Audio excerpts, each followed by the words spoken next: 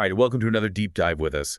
As always, we're tackling some seriously dense material to help you guys get right to the good stuff. Today, we're going to wrestle with Parmenides. Ah, Parmenides, a fascinating but challenging figure in early Greek philosophy. Yeah, profound influence on, well, just about everyone who came after him in Western thought, really, and the source material for this deep dive. Well, I've brought along the Stanford Encyclopedia of Philosophy entry on Parmenides. Excellent choice, yeah. Yeah. So he's this pre-Socratic philosopher from Elea, active, we think, in the early 5th century BCE, and he leaves behind this one incredibly dense and, frankly, difficult metaphysical poem. A poem, not a treatise, not a dialogue, a Yeah. poem.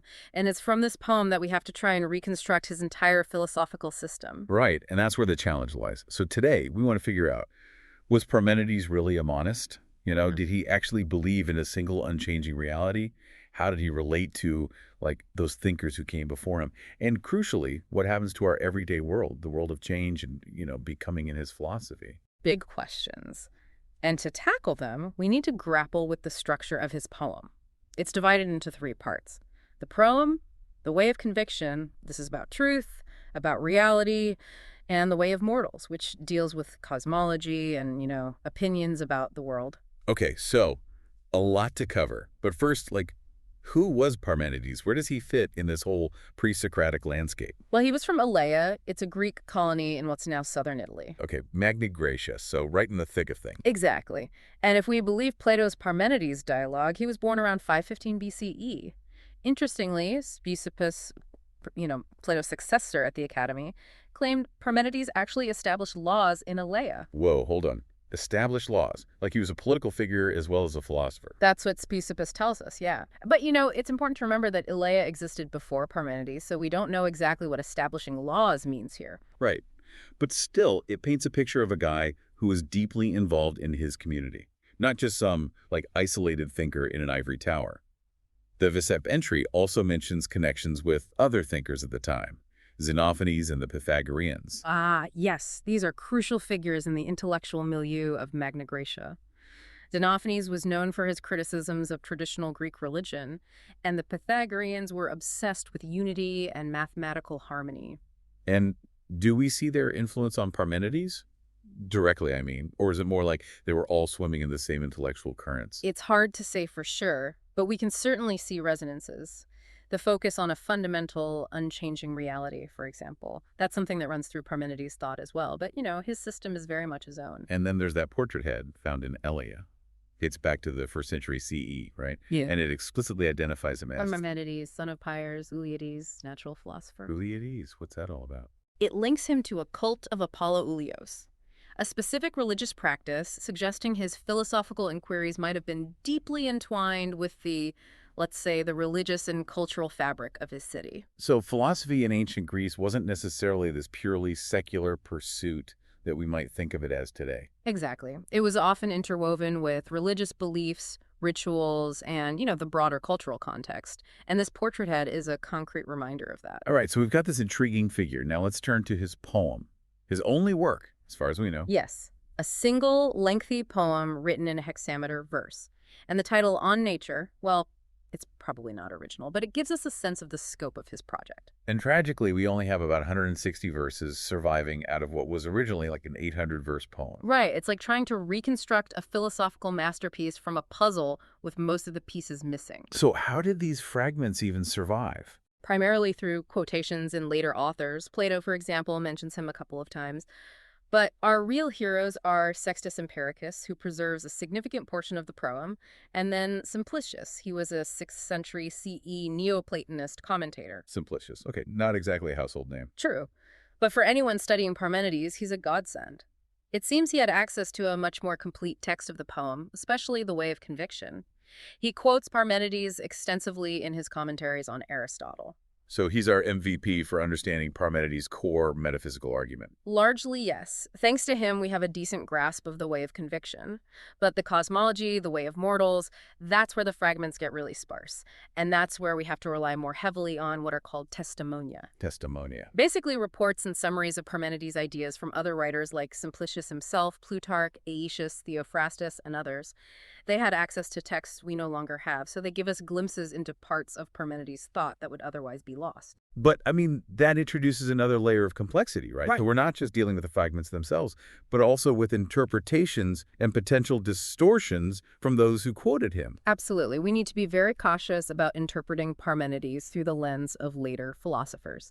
They all had their own agendas, their own philosophical frameworks. So we're dealing with a fragmented poem filtered through the interpretations of later thinkers. Okay, challenge accepted. Let's dive into the poem itself, and we have to start with that wild, almost mythical proem. Yes, the proem. It sets the stage, you know. We have Parmenides on this chariot led by the daughters of Helios, the sun god, along this, well, the poem calls it the far fabled path of the divinity. So right from the start, we're in a realm of myth and, like, divine revelation. And where are they going? To the halls of night, where Parmenides encounters a goddess who will reveal the truth to him. And it's not just any old journey, right? The goddess welcomes him, telling him he's been guided by right and justice. It's like he's being granted this, special access to knowledge. Precisely. And the Sepen entry makes an interesting point about the significance of night. You see, night has this really important role in certain Orphic cosmologies. Orphic cosmology. So we're talking mystery cult here. Exactly. In these cosmologies, night is like a primordial force, a counselor to Zeus even, and she's associated with like the idea of cosmic unity, which is of course central to Parmenides' philosophy as well. So he's presenting himself not just as a philosopher, but almost as a kind of, mystic or initiate who's been granted a vision of the truth. That's one way to read it, yeah.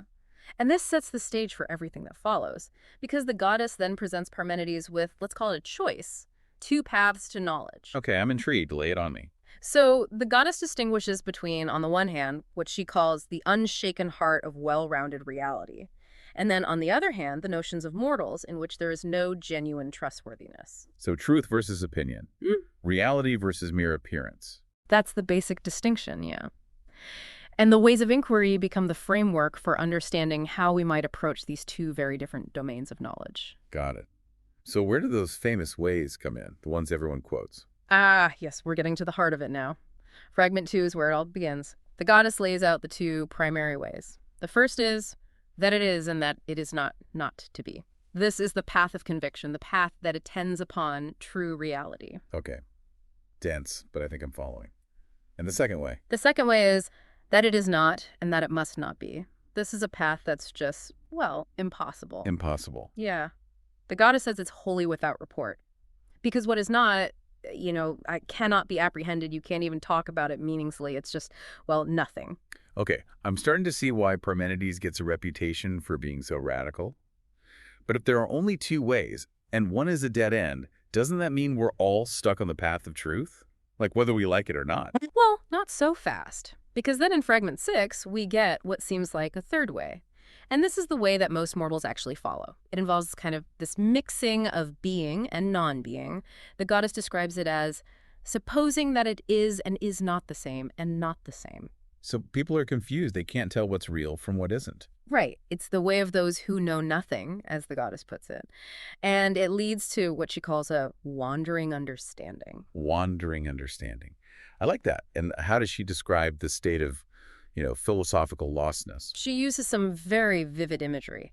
Deafness, blindness, bedazzlement. It's like your senses are overwhelming you and you can't make sense of anything. And is that why in Fragment 7 she explicitly warns against relying on the senses, on sight and hearing? Exactly. The goddess stresses that her critique, which she calls strife-filled, must be judged through reason, not through uncritical sensory experience, she's saying.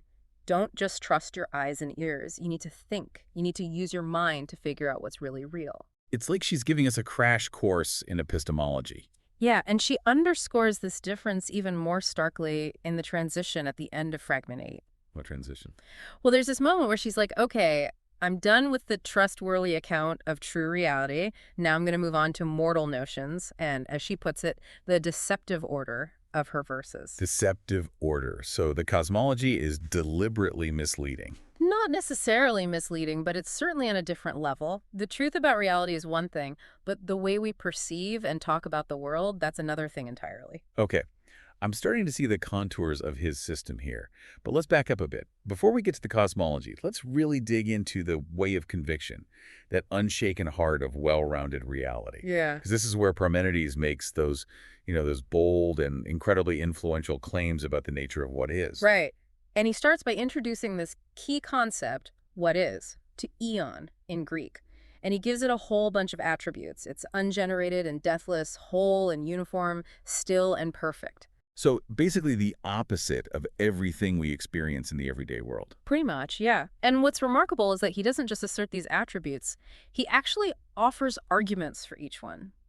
Arguments. Let's hear them. Okay, so first, ungenerated and deathless. The argument hinges on this idea that something can't come from nothing.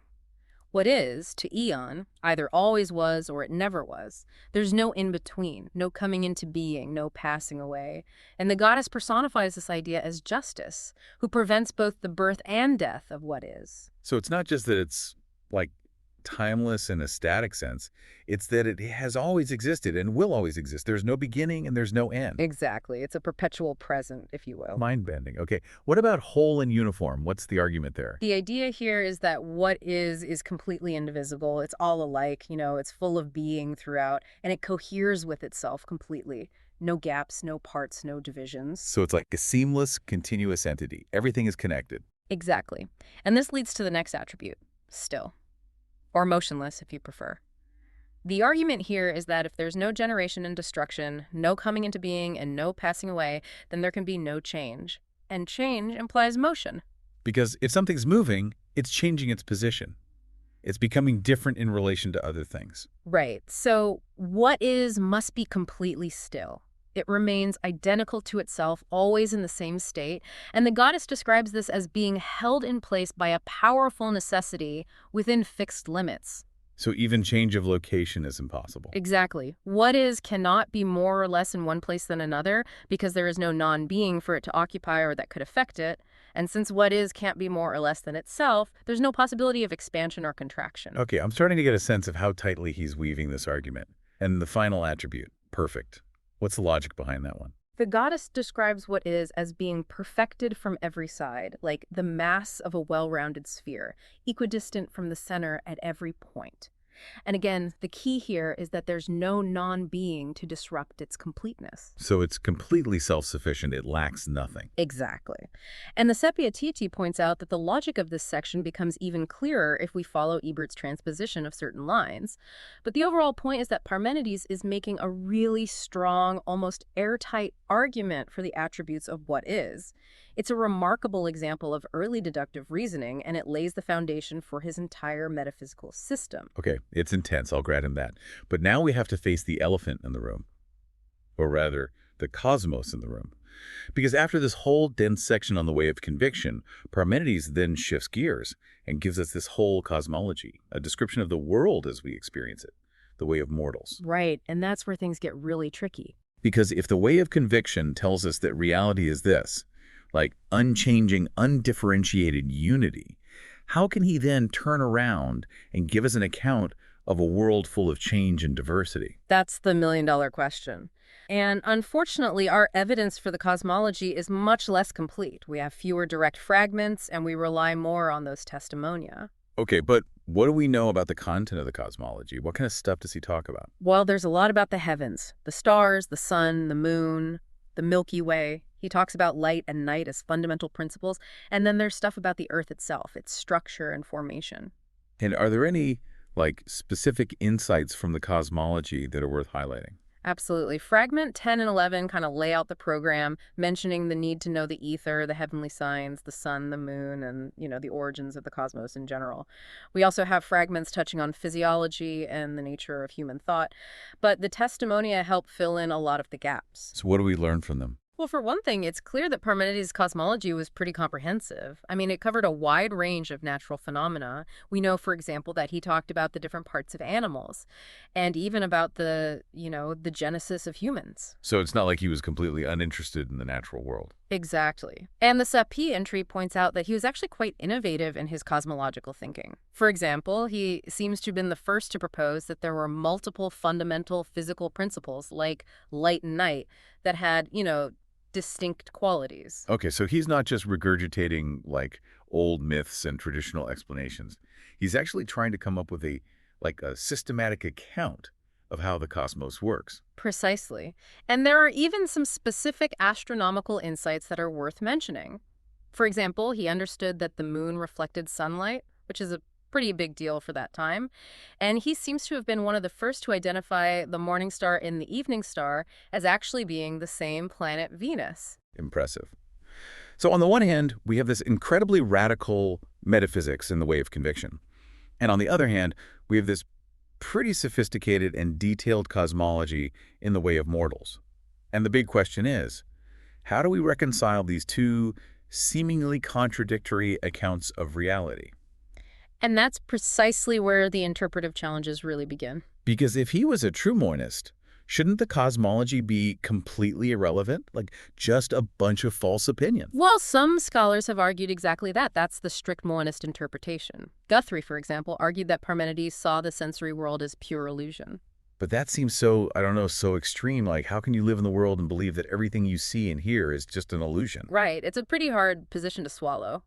But Guthrie suggested that Parmenides was trying to account for the persistent illusions of the senses. Like, even if the world isn't really as it appears, we still experience it that way. Okay, but then there's the logical dialectical interpretation. What's that all about? So, scholars like Owen argue that Parmenides' reasoning was fundamentally driven by logic. He was, trying to work out the implications of certain basic logical principles. Like what? Well, one example is this idea of negative existentials. It's the idea that you can't meaningfully refer to something that doesn't exist. Okay, so if you say the square circle doesn't exist, you're already contradicting yourself. Right. And Owen suggested that Parmenides was applying this kind of logic to the concept of being itself. Like, whatever can be thought or spoken of must necessarily exist, and it must be unchanging. And in this interpretation, what's the point of the cosmology? If it's just based on, false assumptions about the nature of reality. Owen argued that it was a kind of a dialectical tool, a way to expose the contradictions and limitations of ordinary thinking about the world. Okay, that makes some sense. But it still feels a little bit like he's bending over backwards to explain why Parmenides would spend so much time on something that he ultimately thought was, false. Right, and that's one of the main criticisms of that interpretation. Why bother with this elaborate cosmology if it's just a dialectical device? So what are the alternatives? Well, another option is the metaprincipal interpretation. This is associated with scholars like Morlatos, Niamaz, and Kurd. And what's their take? They suggest that Parmenides wasn't necessarily a strict monist in the sense of denying any kind of multiplicity or differentiation. Instead, they argue he was establishing higher-order criteria for what could count as a fundamental entity. Criteria like what? Well, the attributes of what it's that we talked about earlier, ungenerated, imperishable, unchanging, and so on. And they suggest that the cosmology, while it might not fully meet these strict criteria, represents the best available explanation for observed phenomena given the limitations of mortal understanding. So he's still acknowledging the reality of the world we experience, but he's saying that ultimately it doesn't meet the gold standard of what truly is. Right. It's he's saying, look, I understand that you mortals see a world of change and diversity, but ultimately that's not the true nature of reality. Okay, that's an interesting approach. But it still feels a bit, I don't know, a bit ad hoc. Like they're trying to rescue Parmenides from incoherence. I see what you mean. And that's why it's so interesting to consider how ancient thinkers interpreted him, because they didn't necessarily see the same stark contradiction between the way of conviction and the way of mortals. They didn't. Oh, tell me more. For example, Aristotle, he viewed Parmenides' monism as belonging to metaphysics, not natural philosophy. It was a statement about the ultimate nature of being, not about the specific workings of the cosmos. So Aristotle saw him as making a distinction between being itself to eon and the world of change and becoming. Exactly. And he suggests that Parmenides understood being in terms of, substance or essence. Yeah. And any kind of differentiation or change, that was just accidental, not truly being in the primary sense. So hold on. Are you saying that the way we've traditionally understood Parmenides, as this radical denier of the reality of change that might be a later invention, That's a pretty big deal. It is a shift in perspective, and Aristotle even says that, according to Parmenides, what is one in account, but plural with respect to perception. So while it's ultimately one, it appears as many. Okay, so Aristotle's already complicating the picture. What about other ancient thinkers? Well, Plutarch, for example, he makes a similar point. He says that Parmenides distinguished between the mutable objects of sensation, the stuff we experience with our senses, and then the unchanging realm of the intellect. So the world of appearances versus the world of true being. Exactly. And the Neoplatonists, they took this idea and ran with it. They understood Parmenides as basically positing two levels of reality: the immutable, intelligible realm, and then the plural and changing sensible realm. So two different ways of accessing reality, two different perspectives. Right. And it's fascinating to consider how Plato himself might have understood Parmenides. Because in many ways, Parmenides seems to anticipate Plato's theory of forms. Those Yeah. unchanging, eternal entities that are only accessible through the intellect. Right. And Plato's Parmenides dialogue explores the concept of the one in a way that's very much reminiscent of Parmenides' own thought. Exactly. And even the Eleatic visitor in Plato's Sophist, he suggests that the Eleatics, including Xenophanes, saw all things as fundamentally one without necessarily denying the existence of other entities in a, derivative sense. So a kind of qualified monism. Right. And then there's this really interesting passage from Theophrastus, preserved by Alexander of Ephroditus.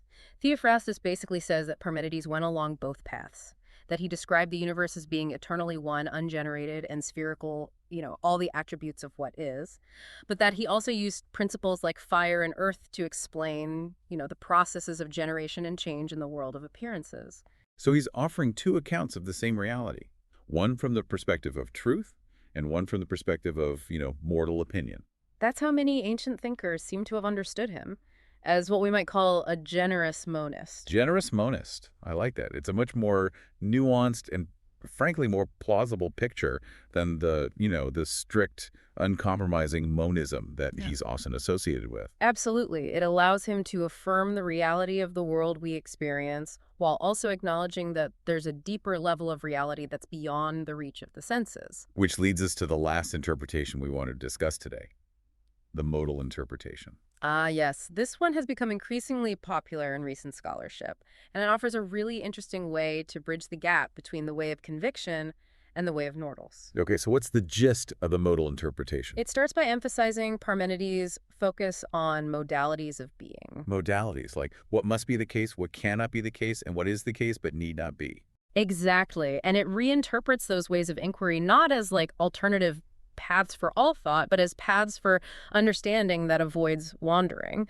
So the two ways in Fragment 2, that it is and that it is not to be, and that it is not and that it must not be, they get reinterpreted as representing necessary being and necessary non-being. Okay, so the first way is about what must exist, what's absolutely necessary, and the second way is about what cannot exist, what's impossible. Precisely. And then Fragment 6's mortal way, that's the one that deals with contingent being, the stuff that is, but that could also not be or could be otherwise. And it's this way of thinking that leads to, as Parmenides puts it, a wandering understanding. Because we're constantly trying to grasp things that are like fundamentally slippery. Right. And the modal interpretation suggests that we should understand what is not. To me, eon is shorthand for what must not be, what's impossible. And what is to eon is shorthand for what must be. Exactly. So the way of conviction becomes a meditation on the nature of what must be the case. And the way of mortals becomes an account of the contingent world, the world of, change and becoming that we experience with our senses. So in this interpretation, Parmenides isn't denying the reality of the cosmos. He's just saying that it belongs to a different ontological category than what is. Right. And the attributes of what is ungenerated, deathless, whole, uniform, still perfect, they all flow from this modality of necessity. It's a really elegant and, frankly, pretty mind-blowing way to make sense of Parmenides' system. To think that someone was thinking in these terms so early on in Western philosophy is just incredible. Yeah, it's a level of philosophical sophistication that we might not expect to find in a pre-Socratic thinker. And it makes you wonder, could this framework of necessary and contingent being developed so long ago still be relevant to contemporary philosophical debates about modality, about existence, about, the very nature of reality itself? Absolutely, because ultimately the questions that Parmenides was grappling with are still questions that we're grappling with today. What does it mean for something to be? What does it mean for something to have to be necessary? deep questions. And we're not going to pretend to have all the answers. But what we've tried to do today is to give you a sense of the richness and complexity of Parmenides' thought. And to show you that he's much more than just that guy who said, change is an illusion. Exactly. He was a philosopher who wrestled with the most fundamental questions about being, about knowing, and about the relationship between, the world as we experience it and the world as it truly is. Yeah.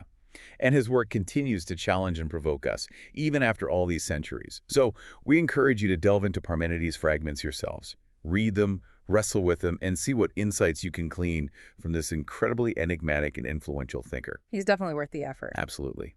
Thanks for joining us on this deep dive into the world of Parmenides. It's been a pleasure. Until next time.